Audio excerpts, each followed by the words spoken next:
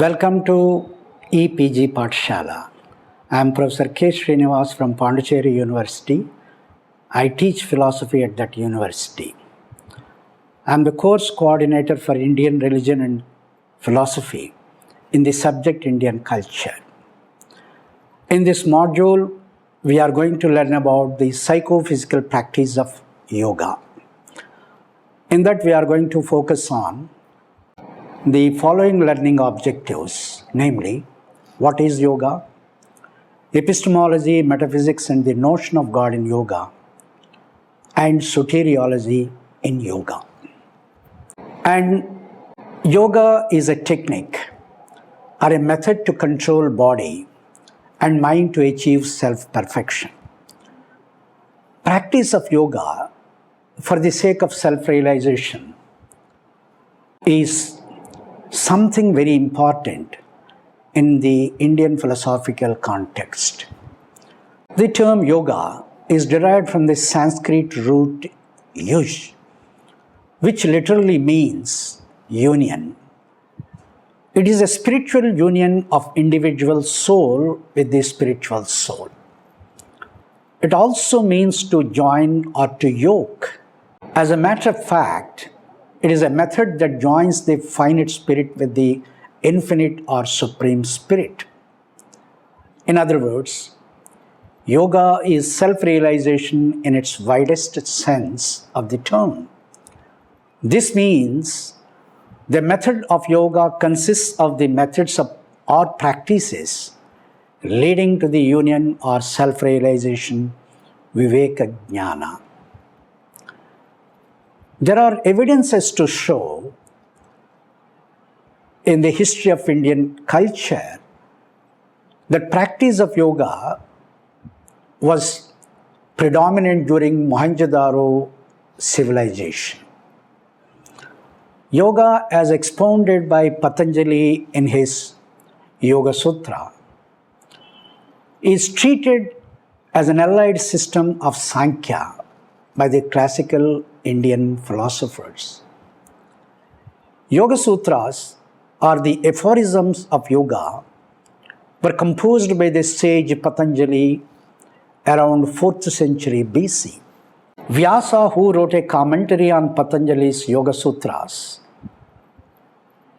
around 4th century AD. Yoga Sutras are divided into 4 important parts, namely Samadhipada, Sadhanapada, Vibhutipada, and Kaivalyapada. The first part deals with the nature and aim of concentration. The second part deals with how to realize this end. And the third part with the supranormal parts that one can acquire through yoga. And the fourth part deals with the nature of liberation and the reality of the supreme transcendental self. Now you see the picture of the sage Patanjali, who is the author of the Yoga Sutra. In its epistemology, yoga admits the following sources of knowledge. They are perception, pratyaksha, inference, anumana, and verbal testimony, shabda. The valid sources of knowledge, pramanas, wrong or false knowledge, viparyaya, empty concepts, vikalpas, sleep, nidra, and memory, smriti, are part and parcel of the epistemology of yoga. Basically, Atman is considered to be consciousness itself by yoga. There is absolutely no difference between Atman and consciousness. They are identical. However, we tend to speak of consciousness of Atman as if consciousness is an attribute of Atman, forgetting the fact that Atman itself is consciousness. According to yoga, Illusion is caused by 5 impurities.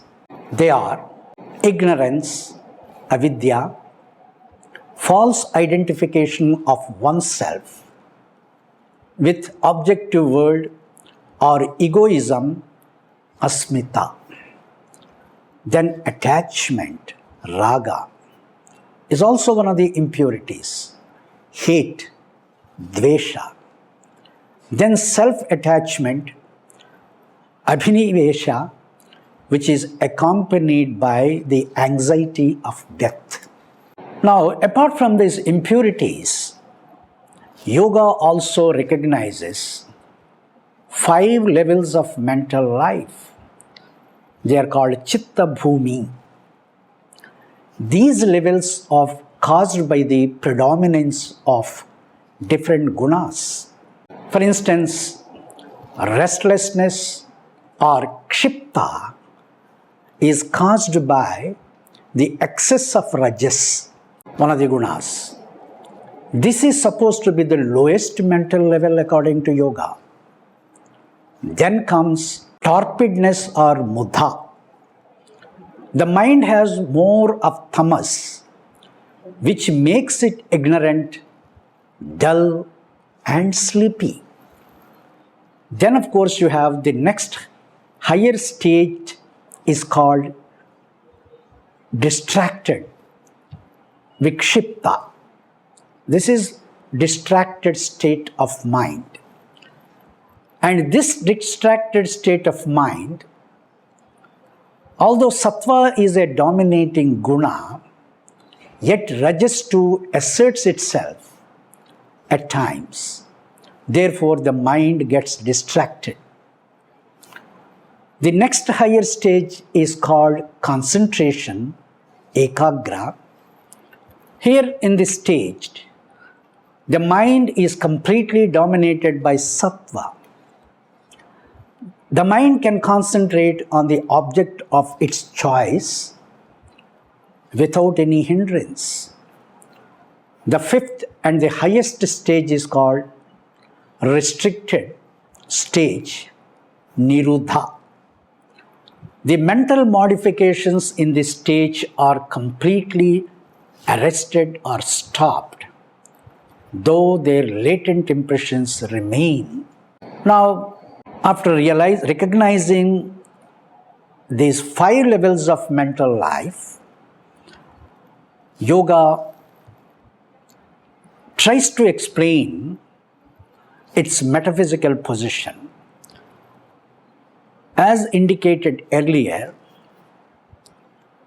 in Indian context, there is a close link between epistemology and metaphysics. We would not be able to segregate epistemology from metaphysics because the metaphysical considerations of any system are dependent upon the epistemological framework of that particular system. Coming to the metaphysics of yoga, yoga being an allied system of Sankhya, Sankhya believes that everything is under constant transformation, parinama. Both Sankhya and Yoga admit the existence of Prakriti, the primordial eternal substance or matter, to which all change is attributed to. They change only the modification of Prakriti, and all changes are ultimately attributed to Prakriti only. Sankhya does not discuss this relation between substance, dharmi, and its attributes, dharmas, at all. Now, Patanjali, on the other hand, tries to discuss this relation between substance and its attributes. This is something unique that we find in yoga. For example, water transforms into ice at a particular temperature. They are modification of substance, modification of quality, and modification of the mode of quality. the substance remains the same. The change occurs within the same substance. That substance is the individual Vyakti. Its accompanying qualities alone change, but substance remains the same. Substance possesses elements of stability in the object observed. Substance exists, whereas qualities subsist in substance. This is one of the most interesting features that you find in Patanjali's Yoga Sutra.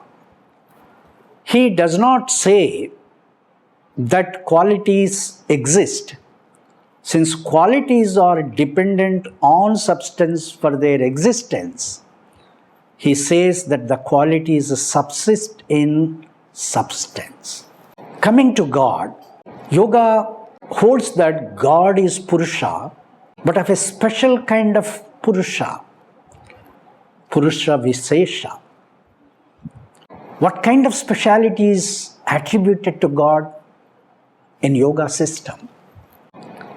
God being omniscient, there is no knowledge greater than His.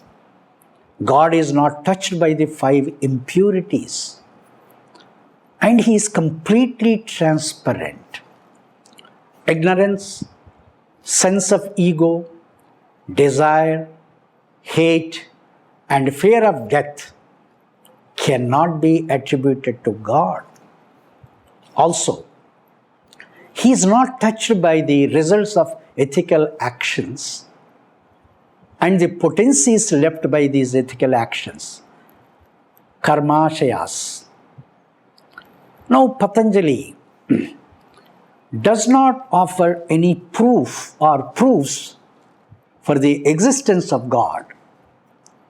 Unlike Sankhya, he gave some descriptions about God and the advantages of meditating on Him. Meditation of God involves repeating His name and thinking of its meaning. It is argued by the former that scriptures are absolutely authentic and they say about God's existence. Therefore, God exists. More than that, Patanjali does not offer any other proof for the existence of God. For example, Vijnana Bhikshu, one of the interpreters of this yoga system, claims that men possess different degrees of knowledge. There must be some upper and lower limit for this. The upper limit of knowledge is possessed by God, and there is no knowledge greater than that according to Vijnana Bhikshu. Coming to reason and action. Yoga accepts the doctrine of karma and reincarnation. The moral actions leave their potencies, samskaras, in the impersonal reason.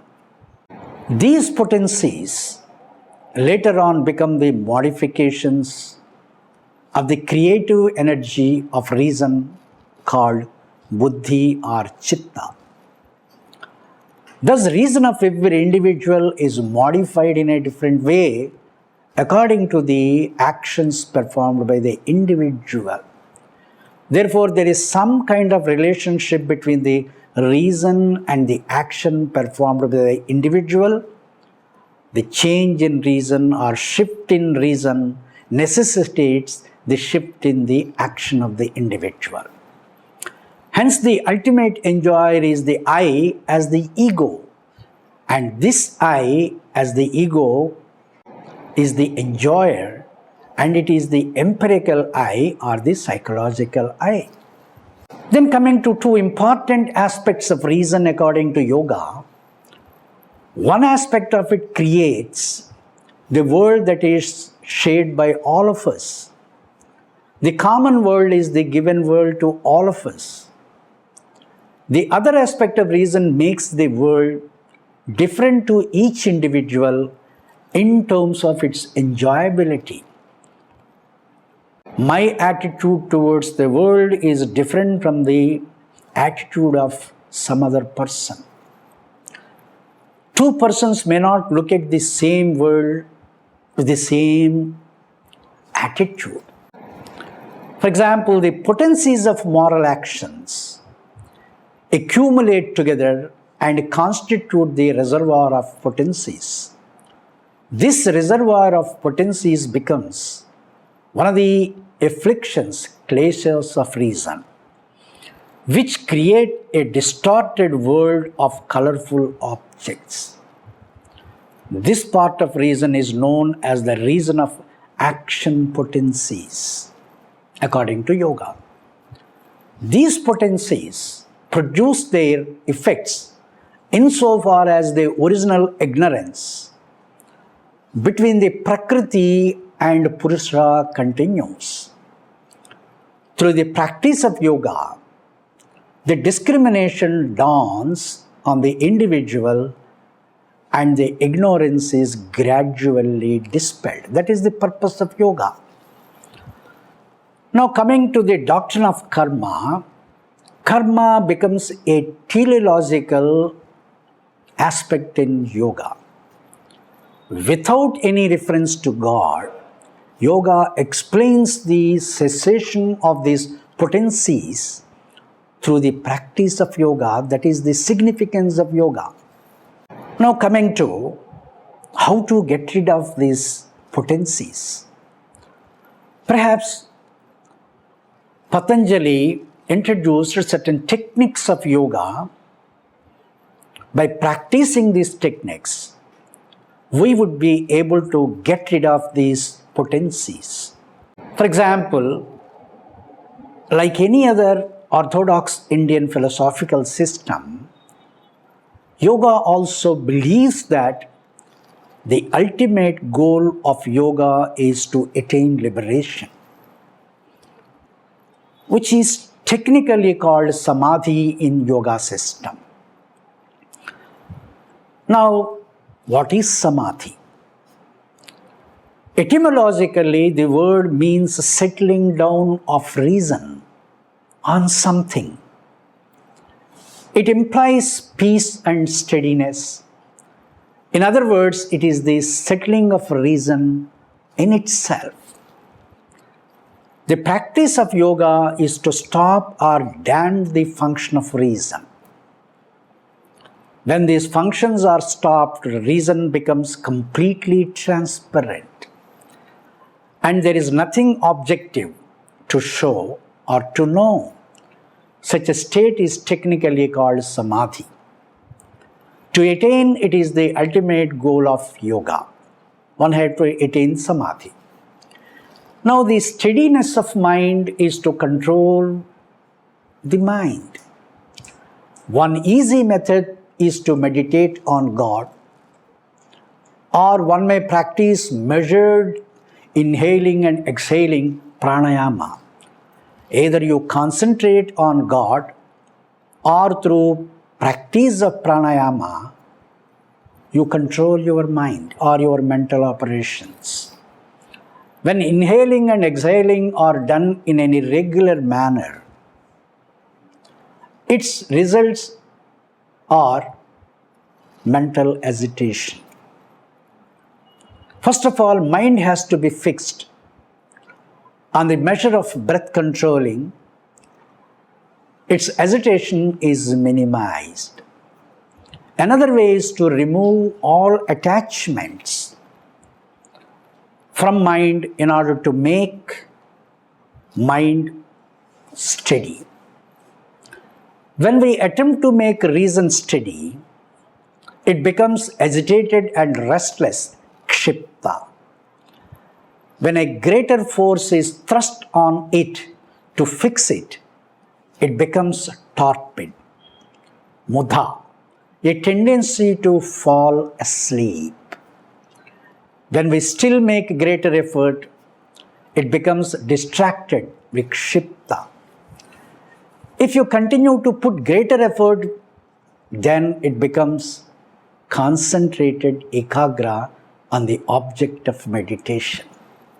Perhaps this is the process that one has to undergo to make mind fixed or to make mind settled. Finally, when we make a steady effort to make our mind stay on in that state, it becomes restrained, niruddha, and all its functions automatically come to standstill. The last two stages are important for attaining samadhi according to yoga. Now, of course, Patanjali in his Yoga Sutra also talks about Ashtanga Yoga or Eightfold Path. He suggests that there are 8 important steps or limbs to be practiced by an individual to perfect one's own body and also to perfect one's own mind. These practices or the limbs or angas of yoga are as follows. He talks about yama, which is nothing but self-control. Then he talks about niyama, which regulates life through certain rules. And then you have asanas. They are called the bodily postures. By practicing these bodily postures or asanas, you bring your physical body under your control. Then there is something called pranayama or the breath control, pratyahara.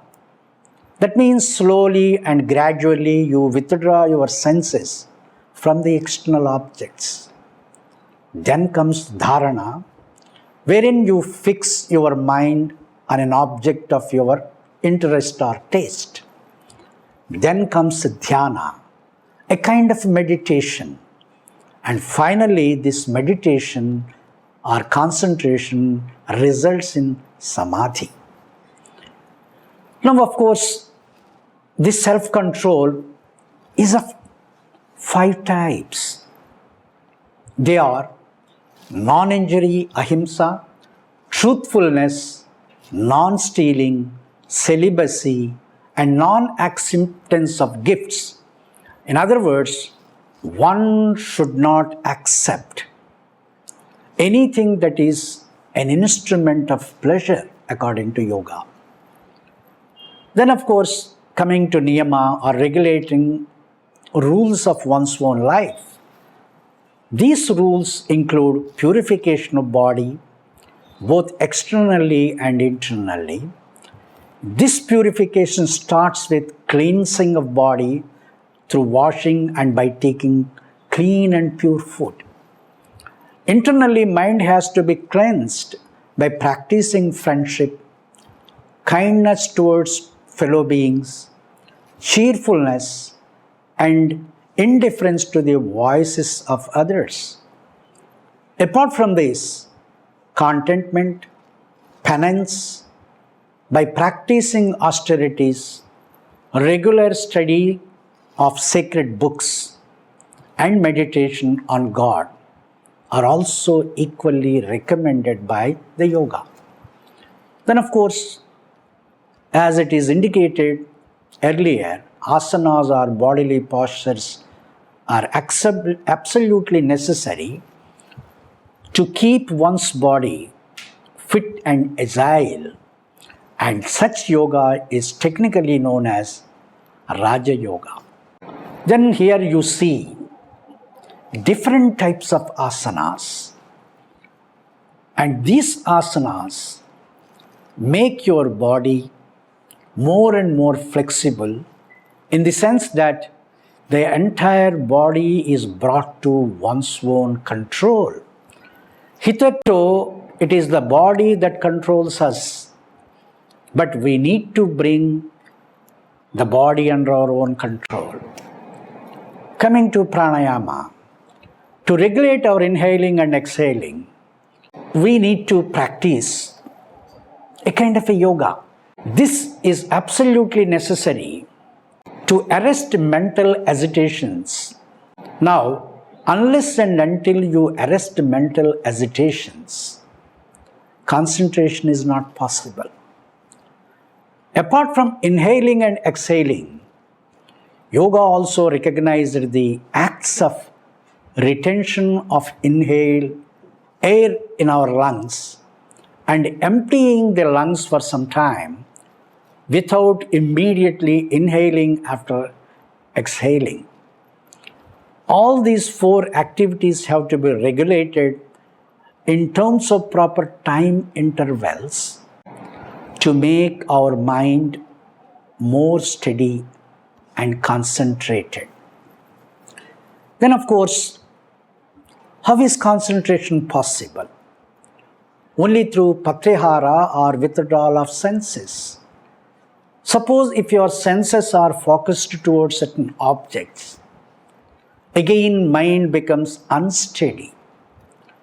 When the senses are completely withdrawn, when they are made inwards through rigorous practice in order to make senses unite with their sources, perhaps mind acquires better concentration because senses are withdrawn from the external objects. Therefore, the senses become one with the reason or mind. Here are some of the most important energy centers, the subtle system shown in this picture. Now, coming to concentration, dharana. Generally, concentration makes us fixing our inner sense on a desired object. It is the activity of concentrating or centering our mind. The object on which the mind concentrates may be an external object, an idol, or an image of God, or any part of one's own body. It is an important step towards meditation. Then comes dhyana, or meditation, in which the intensity of concentration increases. And the reason or the state of reason in which the mind completely concentrates on the object of its own desire, like a flow, like oil in which the drops cannot be distinguished from one another. Then, of course, you have samadhi, the final step. In this state of meditation, reason can distinguish between the object and cognition and also knows itself as knowing object. But in the state of samadhi, reason is completely absorbed in the object, that the object alone stands. The inner structure of the object reveals itself completely, whether it is physical object or one's own mind with its layers of the unconscious or somebody else's mind.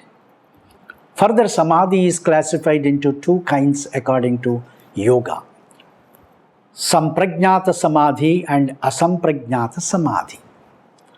In the samprajñāta samadhi, the consciousness of the object of meditation persists, and in the later it is transcended. In the state of samprajñāta samadhi, one who practices meditation and the object of meditation are fused together, yet the object of meditation remains. This stage is again classified into savitarka, savichara, sananda, sasmita. Savitarka state is the state in which the mind concentrates on the gross object of meditation. In the savichara state, the mind concentrates on the subtle or subtler object of meditation, like tanmatras. In the sananda state, mind concentrates on a still subtler object of meditation, that which produces joy. In the state of sasmita, the mind concentrates on the ego substance with which the self is generally identified. Then asamprajnata samadhi. It is the state of asamprajnata samadhi wherein the meditator and the object of meditation are completely fused together. No new mental modifications arise in this state. They are completely put down, niruddha, although their latent impressions may continue. This is the highest state of yoga which is difficult to attain. Such an experience cannot be described too. I think it is something like a mystic experience. After attaining this state, the body breaks down and the person in question attains liberation. Now, coming to the summary, as we have seen, as an allied system of Sankhya, yoga has its own epistemology and metaphysics, and it also well defined the role of God in its own system. In the Yoga Sutra of Patanjali, we also come across the Ashtanga Yoga, or the eightfold path, which is practiced in the yoga system for tuning one's own body or controlling one's own body. Only by controlling one's own body, one can also control one's own mind. Unless both body and mind are controlled, concentration is not possible. For any sort of liberation, perhaps yoga is absolutely necessary. Even in the Bhagavad Gita, Lord Krishna talks about the significance of Raja Yoga to attain the state of Sthita Prajna. And even Buddha recommended the yoga as an important aspect of one's own daily life in order to attain absolute concentration. Or it may be a prerequisite to attain nirvana. Therefore, the yoga provides a way to get oneself disentangled from such a state to attain liberation. Now, these are the most significant features of yoga system. For further reading and clarification, I request you to go through the e-text. Thank you.